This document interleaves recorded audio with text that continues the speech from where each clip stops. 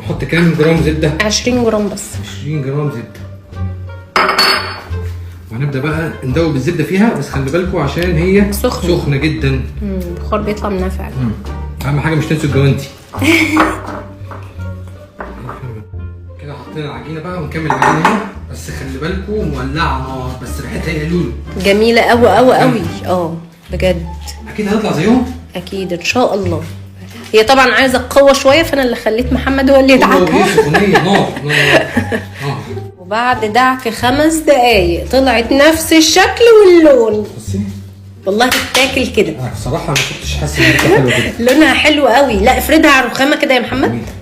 واو. يلا بقى الخطوه اللي بعديها بقى. يلا اجي اساعد. واو واو.